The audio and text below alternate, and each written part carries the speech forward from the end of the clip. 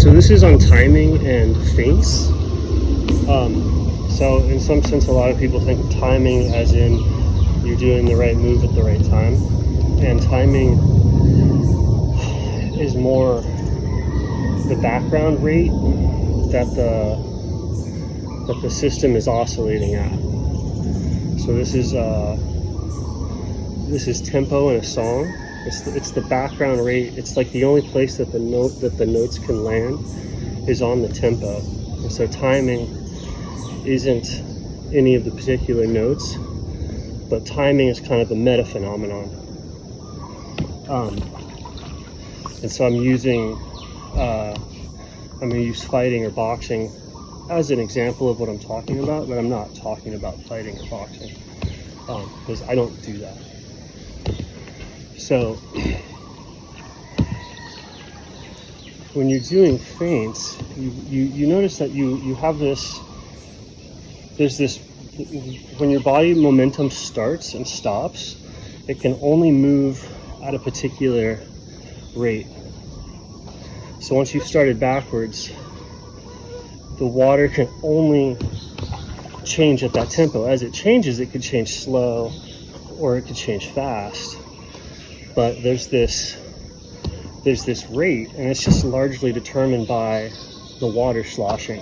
Like if the water's going this way and you want to change direction, all of your fluidic, metabolic, electrical, all of your inertia kind of runs into that decision and sloshes and goes back.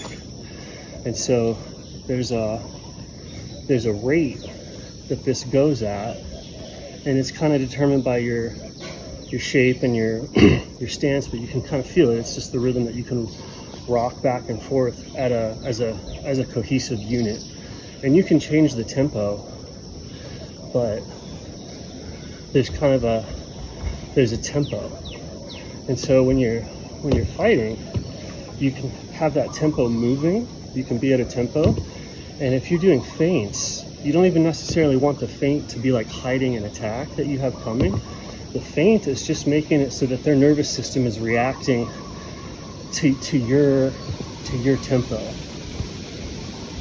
So you're doing something enough to get them to react at the exact same rate that you're moving. Then they're on your tempo, and you know exactly when to move in, because if you hit it on the right tempo, they won't be able to relax until the next beat, or respond until the next beat. You can't really, like, even if you're mid beat and something's coming in, you can't really post up or respond until the thing comes to a standstill and you rebound into the next moment. So like every sort of dance or engagement has a particular tempo if the person's moving in a coordinated manner, right? Like if the person's moving as a whole, they have a single tempo. If the person's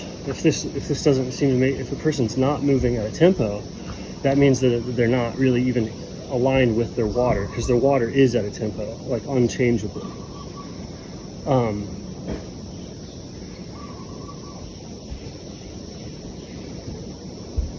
And so faster tempos require like harder muscular exertions. It gets people tired, so people operate.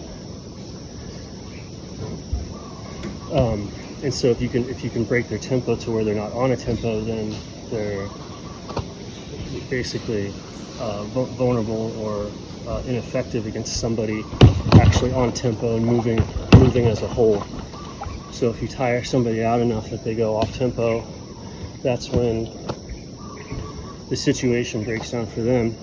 But then also, if you're both on tempo, if you can get them responding on your tempo, then you can have the tempo change like set. You kind of have to decide to do a tempo change, then your movements can happen. So if you have them on that tempo and you know to change during the half beat, that's when it slips past the guard.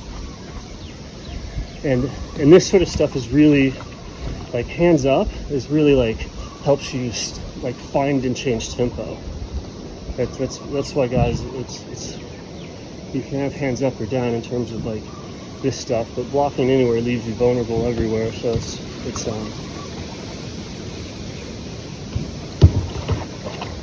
this tempo's happening, and so you can steer yourself a little bit, but you can't do a hard change until you land on a beat. And so hands are in a swimming position more than anything. If you wanted to have good tempo defense, your hands are up and they're not blocking the objects. They're reading your tempo and allowing you to steer it, which everyone does just for balance. And then